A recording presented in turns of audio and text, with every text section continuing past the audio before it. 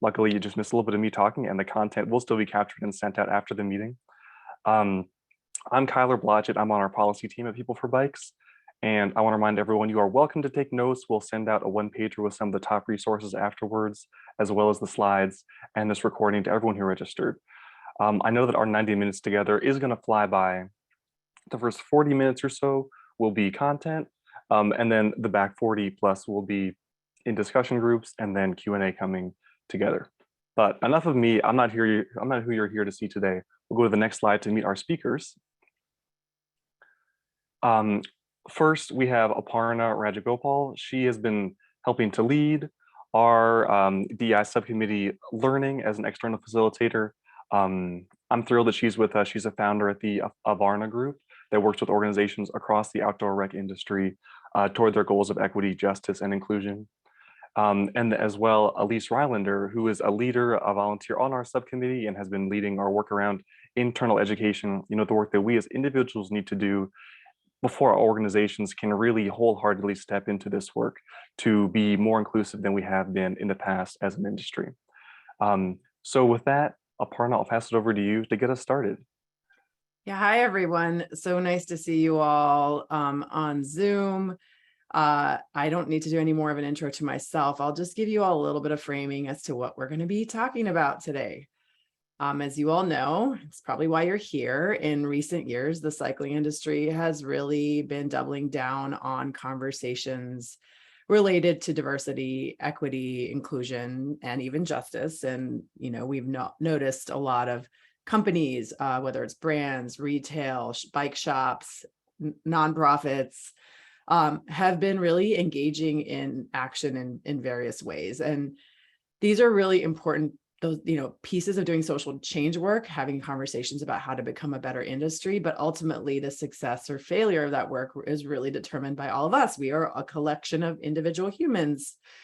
And I know that you are probably all looking for like some toolkit that you can leave this webinar with to make your own companies and the industry even more equitable and inclusive. And we have toolkits, we have checklists, but toolkits and checklists don't shift culture. Personal work and shifting your own interpersonal interactions is where you can begin to do that work of culture change.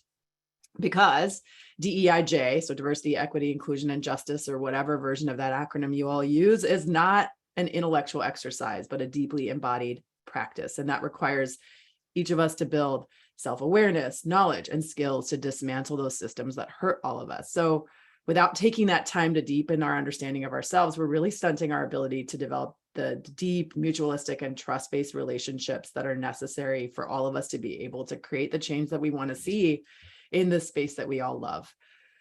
A couple of other framing bits before we go into the goals of the session and a little bit of the agenda. We are all here with a number of identities. So some of us experience systemic advantages or privilege based on our identities, and some of us experience systemic disadvantages based on some identities. We may experience both. Like, for example, I have privilege as it relates to my physical ability, my class, my education, and even my gender identity as a cisgender person. But I also experience, systemic oppression as it's related to my race and my gender identity as a woman. So it's important for each of us to find spaces as we're processing through all this DEI learning, to find spaces with people who share our identities, especially if we have those dominant identities, to process through all those feelings that come up for us when we realize that, yeah, we're experiencing some advantages and it's not intentional. And you have all these big feelings, and it's important to be in spaces with people who share those identities to process through those big feelings and also figure out how to show up in allyship and solidarity in meaningful ways. And then for folks with marginalized identities, it's important to find space with people who share these identities to process through all the feelings that come up when you're experiencing, oppression, those incidents that make you feel like an outsider, like toxic culture of biking or microaggressions. So today, we're really going to try to begin to facilitate all these necessary conversations. And the way we're going to do it is we're going to provide some content at the front end of the series. And as Kyler mentioned, or of the webinar, and as Kyler mentioned, for the second part, we're going to really do what we call caucusing. Caucusing is a really important tool to create safe spaces for all of us to do the processing that I just talked about. because racism and race is a fundamental component of DEIJ work. Today's focus will be more on anti-racism, the anti-racism work we can all do as individuals. And you'll notice we'll ask those of you who identify as Black or Indigenous, Latine, Asian, a person of color, to join me in a separate breakout room conversation toward the end of the webinar. And then those of you who don't identify that way to join Elyse in a separate breakout room at the end of the webinar.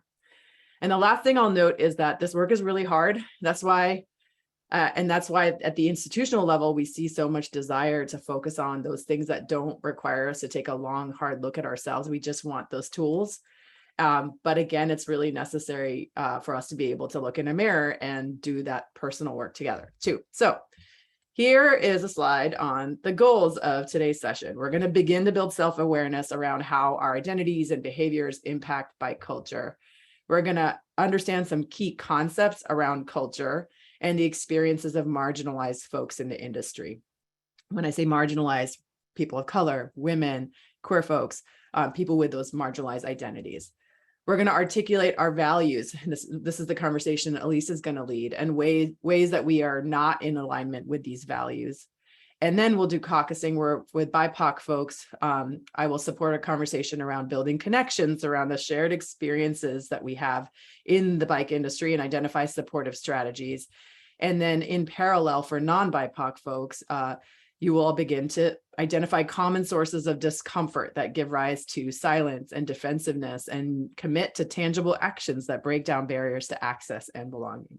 It's a tall order for an hour and a half, but we will try to step through all of this. So the agenda is, I'm going to talk about key concepts in just a little bit, in like 30 seconds.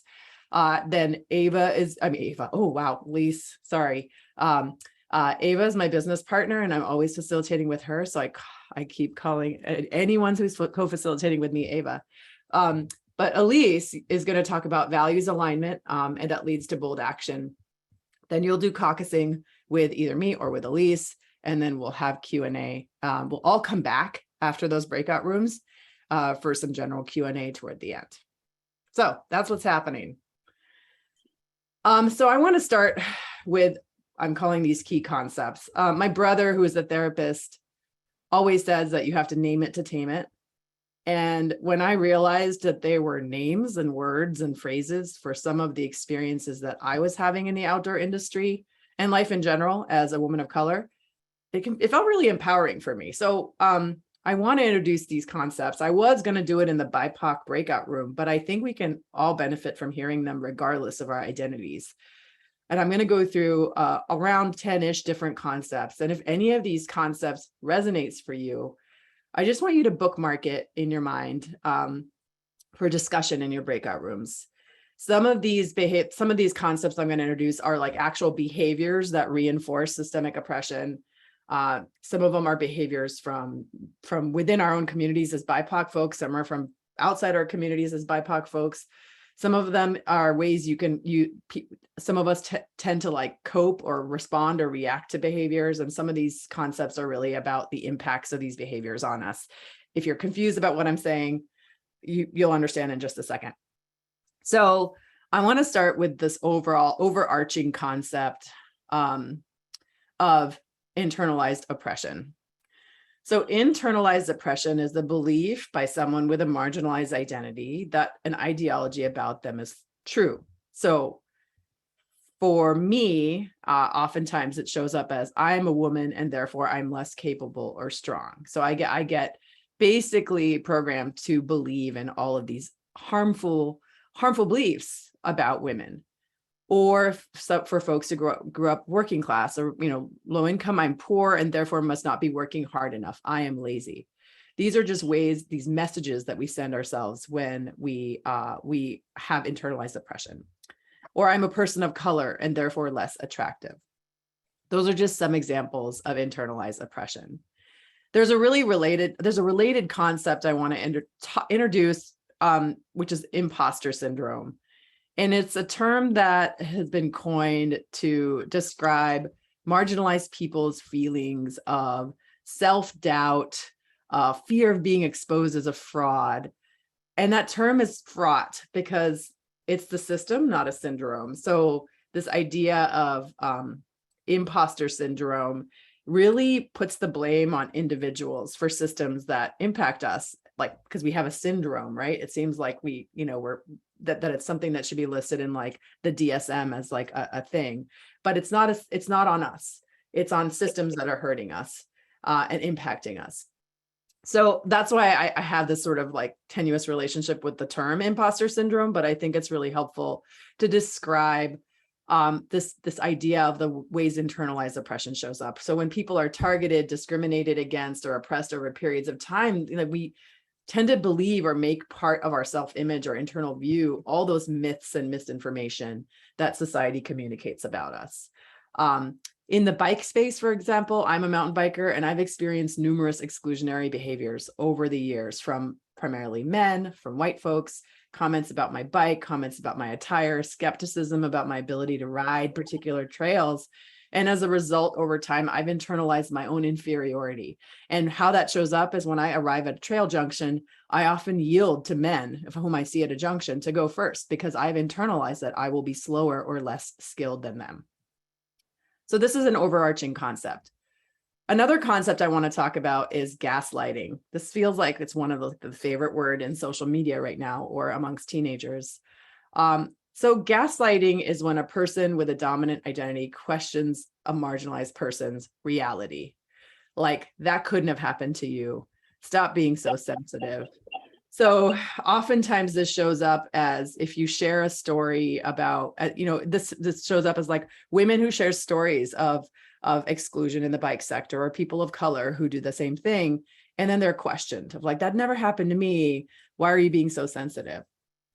And the term gaslighting actually came from this film on the right. This film, or it was actually a play and then a film called Gaslight in 1938 and 1944, where I think in that play, the woman was being made to question her own reality by her husband or partner, who kept blowing out the light, the gas light that she was lighting. And so she was like, I thought I lit that. Anyway, that's where it comes from. So then there's self-gaslighting, which is when a marginalized person reacts to gaslighting by second guessing their own perception or reality, and sometimes sanity. So if enough people tell me, right, if I share a story that I didn't feel welcome on a particular trail, and enough people question my story, like, hey, Aparna, like that trail sign didn't say you're not welcome. I start internalizing that, right, with the previous slide. And then I start self-gaslighting. So maybe that wasn't the way I remembered it. Maybe I shouldn't have made a big deal about it. That's what self-gaslighting is about. A couple of other concepts I want to talk about. And here's how it shows up. I shouldn't have made a big deal. Maybe that didn't happen the way I remember it. I want to talk about stereotypes. This image is just an illustration by Kurt McRobert, who had a bunch of different illustrations about different types of cyclists. And I think that it's just a great example of how we stereotype people. Stereotypes are widely held but oversimplified ideas about a person based on their identities, whether they're real or whether they're perceived. It's those single stories about people. So these illustrations capture some common stereotypes about who's a BMXer versus who is a bike commuter. But we can also engage in in-group stereotyping. So stereotyping is pretty straightforward, but in-group stereotyping is when we believe these single stories about our own communities, especially when we have marginalized identities. So, for example, I will hear from colleagues of color in the conservation and outdoor space that their families often question their career choices and say, like, why are you working in the outdoors? This is not what we do. This is not what our people do. So that, like, in-group stories that we share that convince us that, like, maybe this is not for us in the first place. I want to talk about respectability politics. There's a cute cartoon here. Respectability politics are expectations that are placed on marginalized people to adopt behaviors and standards of dominant identity folks to be accepted or rewarded. So white folks expecting, like, BIPOC folks to make eye contact during interviews, or where, there's this shows up as like often in like organizational employee handbooks as needing to be professional or well-groomed. Really is about respectability. And oftentimes it's asking people to assimilate to whiteness. Tone policing is actually a form of respectability politics, and it involves criticizing a marginalized person for expressing emotion. And that's what this little cartoon is about. It really is about the impact of it. It detracts from the actual validity of a person's statement by attacking their tone, right? So they're trying to raise an issue, and if you just attack the tone, you can avoid talking about the issue. Like, can we just calm down and discuss this like adults? Or, whoa, I'm not going to engage with you until you have a different tone. Related to all this is in-group policing. And this is when members of your own community do all these things above: respectability politics, tone policing, but that often shows up as a way to ensure our own safety or for us to gain access to privilege. So a common example of this is parents urging their Black sons to play by the rules, right? To not make waves so as they're not harmed, because there's a safety issue. There are real dangers to Black boys and men. So in-group policing is, again, that like coping mechanism oftentimes that marginalized communities, and specifically BIPOC communities, can engage in to just access privilege or just be safe. Tokenism. I think I'm almost done, but I have a few more. Tokenism is another word I hear a lot, and I think it's like a big umbrella term. It covers a wide range of behaviors and generally includes, I see a few different situations in which tokenism is appropriate, or it refers to a few different types of situations. So the first is when you're asking someone to serve as a spokesperson for an entire community. Like, how do Black people connect to the bicycling industry, or how do Latina people connect to the outdoors? So that's like one form of tokenism. Another form of tokenism is when I call it like when you're enlisting BIPOC folks to serve as cover if they have a particular view that confirms with your own view. So what do I mean by this? Oftentimes we'll see like, let's say there's like a board, and there's someone that says we need to diversify our board, and they'll bring on a woman, and there'll be one woman on the board, and representing all womankind. And let's say that woman has a lot of internalized sexism and doesn't believe that sexism exists in the bike industry, and says to her fellow board members, like, I think we've done it. Like, people aren't sexist with me, so I don't think sexism exists. And then the rest of the board members, who are men, are like, see, our woman board member says she never experiences sexism, so sexism must not exist here. That is another way in which I see tokenism show up, right? That one person who doesn't have the experience of marginalization says, hey, this is my story. And then everyone with dominant identities hangs their hat on that story because it confirms their own view. It's a little nuanced, but I see this phenomenon a lot. The other way I see tokenism show up is when just like literally just wanting to make something look more diverse, like adding visual diversity to a story, asking your like staff of color to pose for a photo, just favorable optics, sometimes without permission. And then the last way I see tokenism show up, and this is just 4 different ways. I'm sure there's so many more. When you're asking someone to ostensibly provide input as a quote unquote token member of your community. So you have maybe an advisory council of social media influencers of color on bikes, and you ask them for input, but their input is actually not considered. So it's just, you're paying lip service. That's another way in which I see tokenism show up. But it's this, again, this umbrella term that's used for a lot of different things. The next thing I feel like I'm covering all of like these social media words that people are using these days. Hopefully this is helpful to you. I found it really helpful because, again, you've got to name it to tame it. I want to talk about cancel culture. We could do a whole workshop on this. So the idea of, well, let me give you this phenomenon first. So there's been a tendency to conflate marginalized groups' attempts at public accountability with call out culture or cancel culture. And Adrienne Maree Brown, who wrote this book, We Will Not Cancel Us, says, call outs have a long history as a brilliant strategy for marginalized people to stand up to those with power.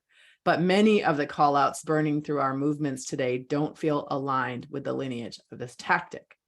And what Adrienne Maree Brown is referring to is the fact that call outs, or what we call canceling, began as a tool for BIPOC and other marginalized communities to hold public figures who had power and authority accountable after they committed wrongdoing.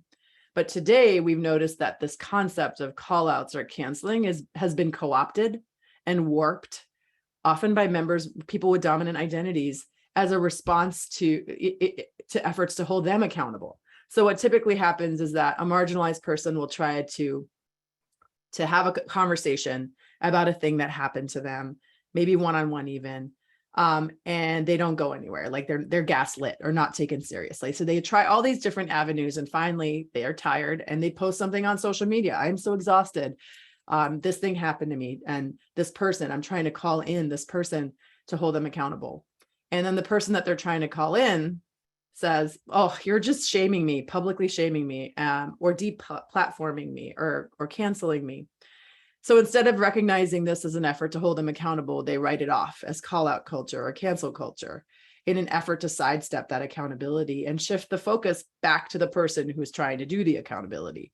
And this shows up also within marginalized communities. And that's what this book is about. So Adrienne Marie Brown talks about how even within movements of like BIPOC folks trying to make the world a better place, call outs have been used to engage in this like idea of really rigid radicalism. So this like idea, like there's only one way to organize, there's only one way to do social justice work.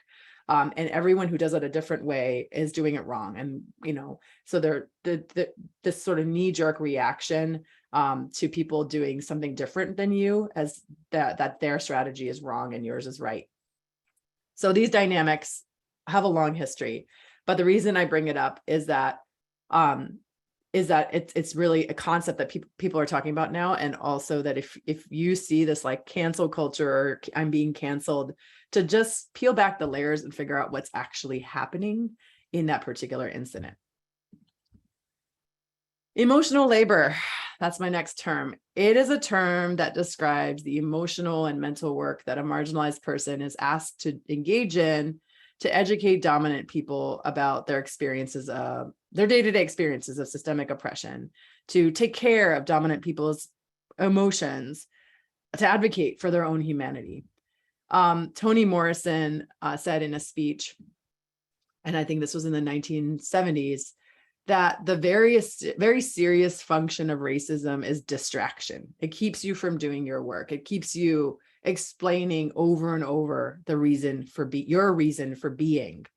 So you can imagine if someone's like in the bike space and is really excited about I don't know, bike design, building a bike, and that's their day-to-day job. But on top of that, they're a person of color and having to constantly face microaggressions, and then also educate people about these experiences, the emotional toll that it can take on a person, because they want to just build bikes, but there's this other thing that's distracting them. And that's really keeping them from being able to show up. So that's what emotional labor is. And I have three more terms, and then I'll be done with my part. Is I want to talk about code switching. Code switching is the practice of altering or changing your behaviors, your appearances, your languages to fit in. I'm code switching right now. Code switching happens for so many reasons. And one of those in the context of DEI work is the practice by a person with a marginalized identity of changing their own behaviors and appearance and language to assimilate to dominant culture, to gain access to privilege. So this particular image really resonates for me, because I say to folks that when we immigrated here to the US, I put a mask on to try and fit in. I changed my accent. I changed the way I looked and dressed. I felt a lot of shame actually around the way my house smelled. And so I often would like wear like perfume and other things. So so that I wouldn't smell like my house smelled. And after, this many years, so I've, immigrated when I was 7, and it's been many years. I will not give you my age. I don't know what part of me is the mask that I put on that many years ago and what part of me is me. So that I've code switched for so long. I don't know who I am. That's hard. So examples here, people who are not cisgender men assimilating to masculinity, This I see a lot in the bike space. Women and femme folks really like needing to adopt masculinity to feel like they can belong in biking, or people of color changing their accents. I talked about that already. The last couple of terms I want to introduce is really connected to code switching. This is an Instagram post by the Peace Project that really speaks to what I want to introduce. So this image says, have you heard the words banana, coconut, apple, or Oreo when referring to a BIPOC for acting white? These metaphors, these food metaphors, are really connected to racial imposter syndrome, RIS, is what they call it. When referring to racial classifications as simple foods, it sounds really fun and cheeky. It actually dehumanizes and trivializes BIPOC identities. So there's more at the bottom here, very specifically about the impacts of referring to an Asian American person as a banana, for yellow on the outside, white on the inside. These folks call it racial imposter syndrome, but I already mentioned how I have a tenuous relationship with the term syndrome. So I am calling it racial identity stress. And it's the dissonance that a person feels when you hold more than one marginalized identity, one or more marginalized identities, but you don't feel authentic or actually a member of that community. And it can look like a lot of things. It can look like my story. I have assimilated and code switched for so long that I'm not sure I actually am a legitimate. Sometimes I'm like, am I really BIPOC? I don't really experience the same level of systemic oppression that other people do, because I've assimilated enough that I can pass in a lot of spaces that can get by. There's also literal passing. So folks who pass as white, right? You pass for being white, but you don't feel an affinity. For example, there are a lot of indigenous folks who are light-skinned and can pass for white, but obviously don't identify that way and experience systemic oppression. They're just like light-skinned folks of color who walk through the world in very different ways. And that can also create racial identity stress of do I get to call myself whatever this identity is when I look white? There's also those folks who hold some privileged identities outside of race. So me, for example, I mentioned I have education privilege, I have class privilege, and that has given me more access to opportunities than a lot of my counterparts who are also Indian, but may not have education and class privilege. And so when I realize I have some privilege, again, that creates some real stress for me around my own identities and whether am I authentic? Do I really get to claim that identity when I don't experience that level of oppression, specifically around education and class? And then the final way I see this happening is when you're multiracial. So you hold both dominant and marginalized identity. So maybe white and Latina, and you don't feel a sense of belonging in either community because you grapple with both privilege and oppression. There's a term in the South Asian Indian community called ABCD, American Born Confused Desi. Desi is a person from India subcontinent. But the confused piece is really speaking to this racial identity stress that those of us who are ABCDs have, because I go to India and I'm not Indian. I've been here for most of my life, but I'm often not considered really American, right? I'm always an immigrant or foreigner. So I'm hoping that this resonates for some folks. It's one of the terms that I think shows up the most in my life and in my own experiences. So that is a lot. And we're going to give you this slide deck to noodle over on your own, all that free time you all have. So hopefully you haven't all been vigorously taking notes, but I want to stop sharing my screen. We're going to take questions at the end. So if you have questions, please hold on to them. And, if any of what I just introduced, any of those terms has resonated for you, just make note of it, and you can have further conversations and engage with it in breakout rooms. So with that said, I will stop sharing my screen and I will hand it off to Elyse. All right, thank you, Aparna. Let me see if I can successfully share my screen here. Is that working for folks? Okay, awesome. Fantastic. We don't use Zoom at QBP, and so I'm remembering what it is like to be moving through this. So just again to confirm that you all can see the values slide that's working. Yep, Elyse, we are with you. Yep. Okay, perfect. Great. Well, thank you so much, Aparna. You know, as you were talking, I was thinking about how long we've known each other. I think it's been like 10 years now. And we met at a conference for the Association for Experiential Ed. And there was like a group of us that were, I think, you know, really kind of struggling to find our sort of place in this sea of like white men. And for me, there were a lot of white women. So there was a commonality there too, but a lot of dissimilarities with some of the other identities that I have. And so there was a group of us that were kind of gravitating towards each other. And I was just thinking about how much things have changed and how much things haven't changed, right? And how even at that time, we were focusing so much on institution level work. What are the policies, the systems that we need to change?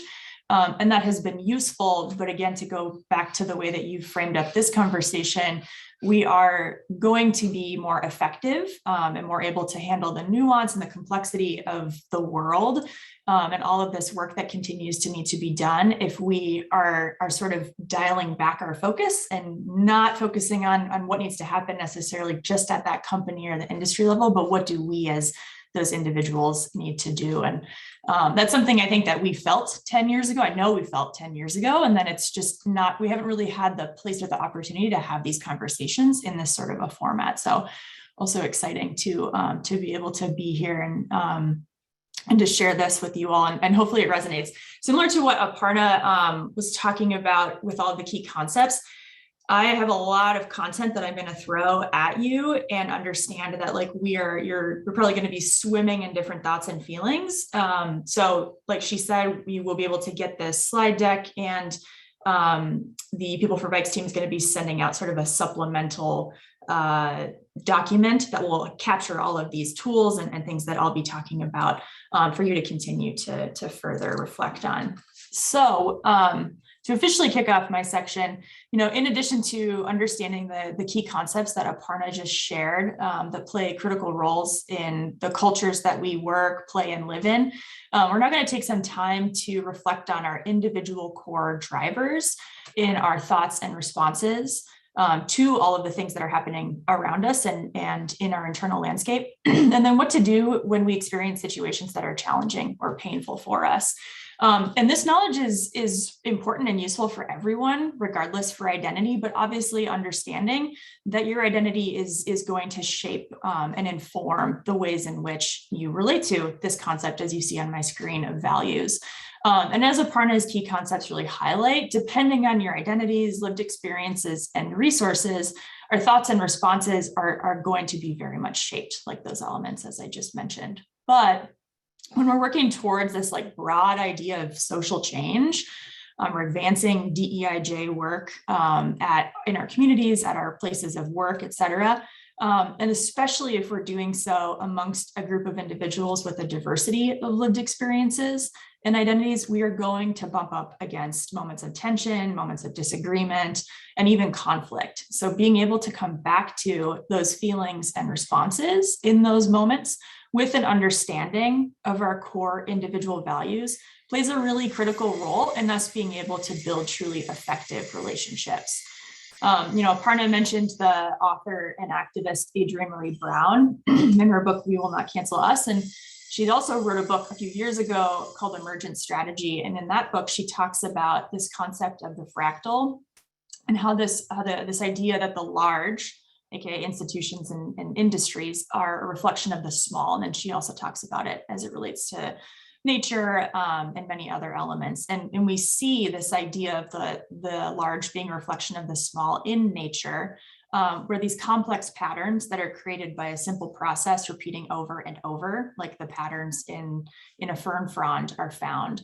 So if we apply that to ourselves and we want to be effective in building relationships that really advance social and environmental change across groups, coalitions, movements, industries, entire societies, then we really have to understand what our own values and challenges are as individuals in order to be able to be most helpful and aligned with that broader group work.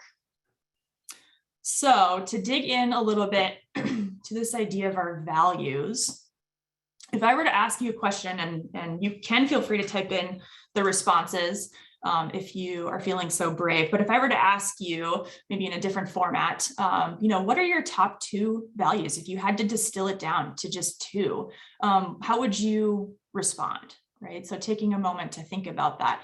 When I've asked this question before, I typically get responses like, I value trust, I value communication, maybe I value safety. And these are really great starts. But what does that really look like and feel like for us? What does trust mean, right? So getting a little bit more to that nuance so that we can get to the bottom of understanding what those things are on maybe a little bit more of a deeper level for us. So as a quick example, I recently did a values assessment and got to get down to just 2 values. Normally when you do them, they give you like 5 or so. But I was really pushed to pick just 2, and I landed on this sense of justice, which is a concept that Aparna briefly touched on earlier, and then the environment. So for me, justice is this aspirational goal of being able to help remove barriers so that everyone can truly access a full and dignified life. And it really very much informs the way that I develop things like trust, that I communicate, and how I also am able to achieve a sense of physical or psychological safety. And then my other value environment, maybe I'm cheating a little bit on this one, but I define as both the world around me, so that's the plants, animals, and the planet, but also social and emotional environments that I seek to create and support. So again, this very much informs the way that I move through the world and the way that I build relationships, solve problems, communicate, etc. So those are just, 2 quick examples from my personal experience. And there's many, many different resources out there that'll help you be able to zero in on your primary values. And maybe this is also something that you have already done. So I've got a few listed here, and y'all will be able to access those hyperlinks when we send out this presentation. And I want to mention here that I am not here to promote any particular one assessment. There's lots and lots of information out there, and you need to just go out and find the ones that are best for you. But I do have 3 here that I think are pretty helpful to give you at least a place to start. And I have a visual representation of some of those values assessments here. So that image on the left is a very brief snapshot of values cards, and they give you typically like 155 different words, and you've got to go through and sort of distill them down to a handful or so. And then the image on the right is from the Values Project, which is a group out of Australia that has you fill out a real quick, like 10-minute or less survey. And then they identify for you of those categories that you see on the screen there, which are your top 2 and which are your sort of bottom 2. So again, just good places for folks to start with that purpose of really getting into that specificity, right? So again, if trust is important for me, what does that really look like and feel like, right? And then the other thing that I want to mention here is we can feel compelled to try to ascribe sort of like a good, better, best to our values. And the point of this is not for us to try to figure out what are the best values and how do I live more in alignment with them. Our values are our values, and they're informed by our lived experiences, and they serve a distinct purpose for us based on our identities and what we have gone through in our life. So we're not necessarily trying to change our values, just rather develop a deeper understanding of what they are and then how they inform our thoughts and our actions. And it's also important to remember that generally, especially when we can get into that specificity. So again, for me, this idea of justice in the environment, our values stay more or less constant over the course of our life. But depending on what's happening around us, our attitudes and our behaviors can shift around. So I've got this example here of the anchor and the buoys. So again, the anchor being those values, that's something that, like I said, stays pretty constant, but depending on those external influences or the thoughts that we have rattling around in our brain, our behaviors and our attitudes might shift a little bit here and there. So a quick example of this idea the anchor and the buoy. If I go back to this slide here, and again, on the right-hand side, I've got a graphic from the Values Project list of values. So if somebody were to participate in this and identify for themselves that their primary value is security or an emphasis on safety and health, we may see this person behaving in one way in one situation and then perhaps completely differently in another. And if that individual, and then we as people in some sort of a relationship with that individual, understand that deep need for security, that primary value of security, then we're able to look at those different situations again and gain insights into those actions we see, as well as how we can collaborate and support them, because perhaps this individual feels as though they have to conform or contort themselves in sometimes contradictory ways in order to be able to align the outside world with that primary value of security. So let's think about, or just imagine, if we will, that we have a solid understanding of our primary values and we're at our best when we're living in full alignment with them, right? We've reached that sort of harmony and things feel great, but inevitably we are going to come across something or a number of somethings that are going to knock us a little bit off course or sway that buoy and attitudes and behaviors.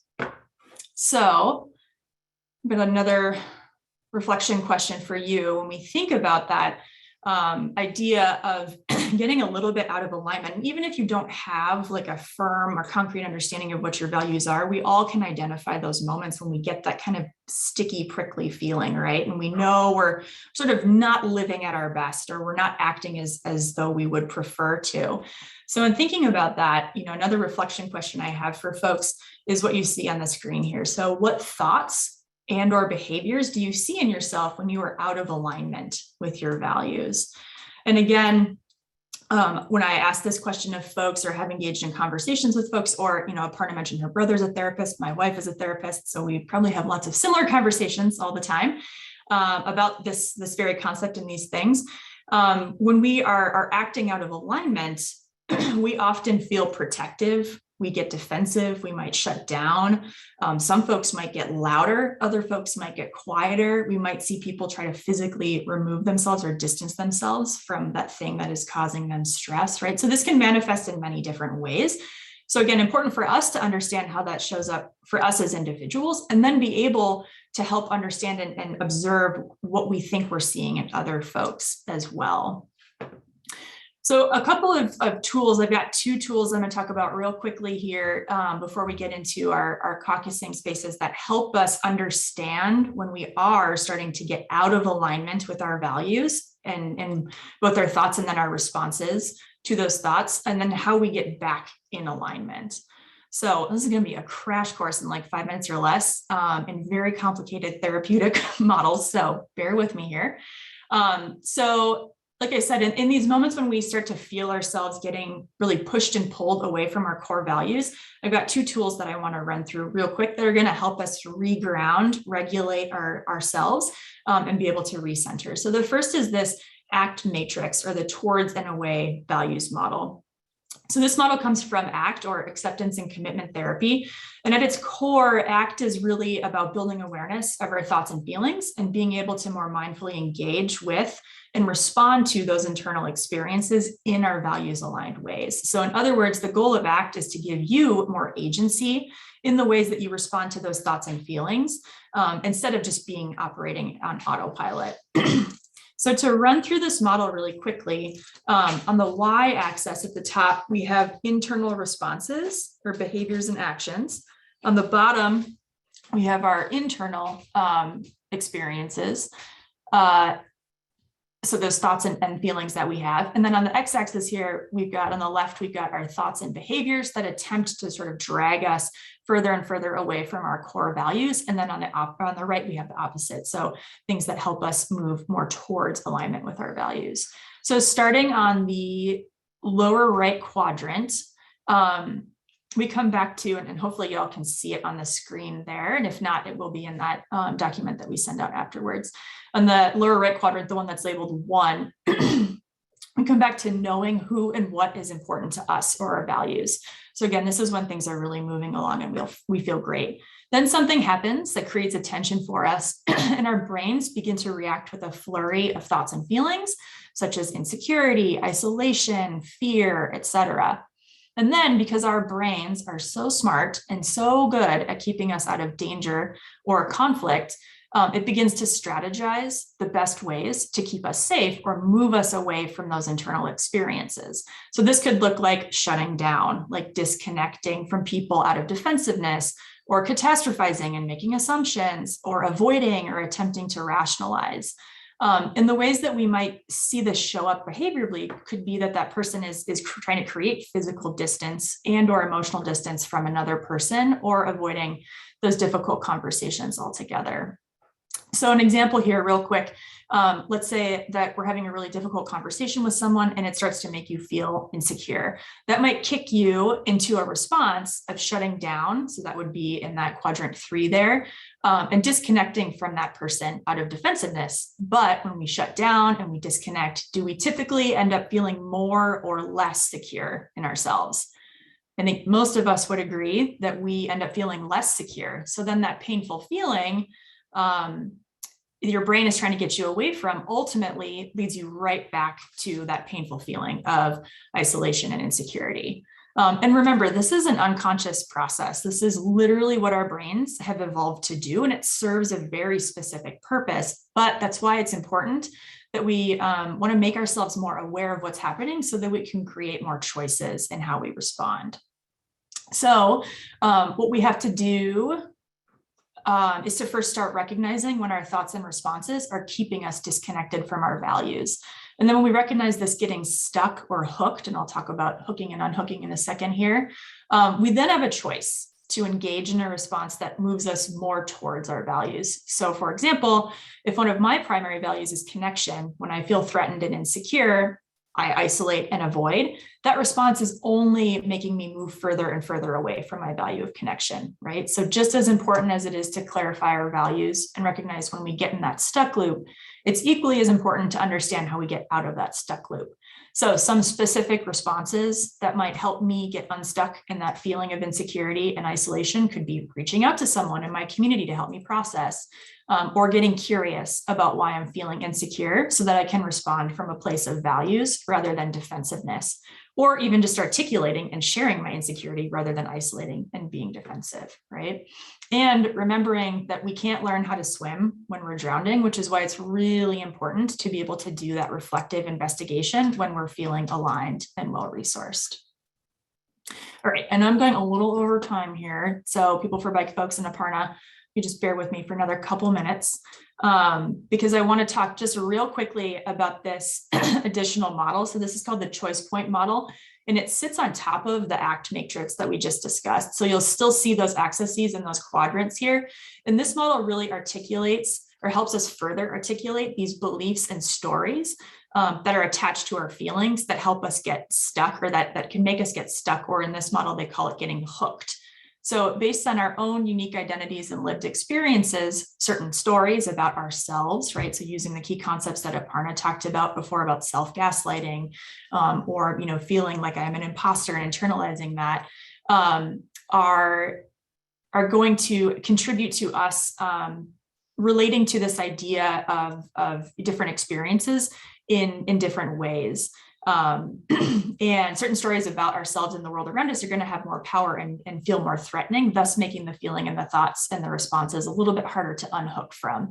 So when we have an understanding of our values and our hooks, we can take action that help us get unhooked and be able to behave and respond as the person that we ultimately want to be. And then as this name suggests, which you don't see here, but if when I send you the hyperlink in the document, it will be linked to it. It's again called the choice point model. So it's important to remember that we have these continual choice points or opportunities to recognize when we're being hooked and then how to take action to get unhooked. So to sort of wrap up my section, when we have a really clear understanding of our values, as well as more awareness about the responses that move us away from those values, we then have far more agency and opportunity to be able to choose those alternative responses that are going to help us remain more values aligned, and then ultimately be able to build stronger relationships with others. So that is my section. I'm going to stop sharing here. Thanks, Elyse. I will reshare and give us some framing before we go into breakout rooms. Just again, I gave you all a lot of information. Elyse just gave you all even more information. It's probably a lot to sift through. And so we'll share all this with you, but I do want to remind you all that the reason we're sharing this is that all these concepts are valuable to all of us, regardless of our racial identity. And for the purposes of this webinar, we really want to talk about race. We really want to discuss the ways in which all these concepts have connected with our experiences, whether we're BIPOC or non-BIPOC. I know we could have so many more conversations related to gender, related to sexual orientation, related to age. But for the purposes of this session, we're going to be talking about race. And so I wanted to, before we split into groups, give us what we call community agreements. We're going to be in breakout rooms, and we really want to make sure all of us feel like these rooms are as safe as they can be for us to show up and feel seen and heard and valued. So in your breakout rooms, listen deeply enough to be changed by what you hear. This is really about just listening and listening to the stories of others around you. Be open to vulnerability and not knowing the answers to everything. We all want to know things because we're adults, and it's okay not to know. Lean into discomfort, especially I would say, like, if you're in Elise's room, really this idea of being slightly uncomfortable is important, because we tend to want to engage in all that coping, those reactions to bring us back into our comfort zone. But solidarity work is inherently uncomfortable. So lean into that. Respect each other's right to be human. This is really important. Goes back to that whole call out culture thing. We're all in different places in our journey. So understand that and engage in some compassion. Take space to speak, make space for others. If you know you're a talker, maybe just listen, and think about also the power dynamics in your respective spaces, because we are splitting based on race, but even within those spaces, there's so many other identities with which we show up, whether it's gender, whether it's sexual orientation, whether it's ability, whether it's class, et cetera. So just being aware of those power dynamics can help us create spaces where everyone feels like they are seen and heard. Share from your own experience, share by choice. That's easy. It's, you are the expert in your own story and not others' stories. Be curious. Support positive intent. So people might say things that are little ouch moments. And in those moments, remember, we're all here participating in this webinar because we care about the industry. We care about the bike sector. We want to be better people. So I'm assuming you're all here with positive intent. And if you say or do a thing that hurts someone, tend to that impact, own it. It's okay to be imperfect, and to be called in is a gift. Treat feedback as a gift. That's what I was just going to say. So if someone does call you in, treat that feedback as a gift. It's okay to disagree. But not be disagreeable. This is just about making sure to have conversations that open up. Like conflict can be productive if you can talk through it, but not if you shut it down. So a quick reminder about the affinity spaces again, and then I'll hand it off to Kyler to give us instructions, is that identity is complex. So I imagine many of you are going to be like, which room do I go in? Like, what if I identify as non-white, but I'm light-skinned? Or I have white privilege, like all those things that I just talked about earlier with racial stress. These conversations are complex. So I'll just say this: if you have experienced systemic disadvantages or mistreatment or barriers based on your racial or ethnic identity, join my group. If not, hang out with Elyse. That's as simple as I can make it. And I'm sure there's so many more questions. So I will leave it there and hand it off to Kyler to give folks instructions. Just high level in my room, some of the concepts around stereotyping and respectability politics and racial identity stress really, and code switching, were really resonated with BIPOC folks. And then we had a conversation around asks, like, wanting to, not just like continue to have spaces like this for us to be in community with each other, but asks that we have of the industry and for non-BIPOC folks in the industry, and actually have a whole slide on that, on all of those asks that we have. And I'm sure we could have spent a lot more time with that, but I think that'll be on slide 31 for those of you who are curious what like BIPOC folks are seeking. And a lot of it is around investment, internal investment, less external, like performative DEI work, and really investing in BIPOC employees as well. So I'll leave it at that. Great, thank you, Aparna. And I think that fits in really well with the conversation that we had in the non-BIPOC space. This was really just a continuation of digging into, identifying our values, our hooks, and understanding how that shows up for us in moments in which we experience challenge or maybe have some sort of painful conversations related to trying to show up in solidarity for communities of color. So we had a very brave volunteer, Todd Cravens from QVP, who shared a story and then worked through some of those coaching for bold action steps that will be included in the deck that everyone will have access to. And then ending it with some reflection questions and thinking about goals that we can set for ourselves. How are we going to be held accountable and how are we going to be supported? And so I think the information that the BIPOC space is going to provide to us would really help inform maybe some of those goals that the folks in the non-BIPOC space could consider creating and holding themselves accountable to in the next month, 6 months to a year. So. Great. Elyse, Aparna, thank you. And yes, please do check out the slide that has been filled in, and you'll get it afterwards. I just want to make sure that you have Aparna and Elise's contact information with questions, feedback for the discussion after the call. These again will also be sent to you later on today. And just want to thank everyone who chose to be here today. 90 minutes is not an easy ask. We had 90 folks stay on almost the whole time, doing a little bit at the end, of course. So thank you for that and for courageously, stepping into the conversations as you did with that learning mindset. Want to remind you that this is part 2 of 3 in our series. The final one, at least for now, will be December 8th, all around how this lives as in companies and groups as public actors that do marketing and communications, and how we can make those activities uplift people of marginalized identities and not tokenize or minimize them. So that's what's coming up in December. We really hope that you join us for that as well. And again, you'll get the some resources, the slides later on today once we get those tidied up if you registered.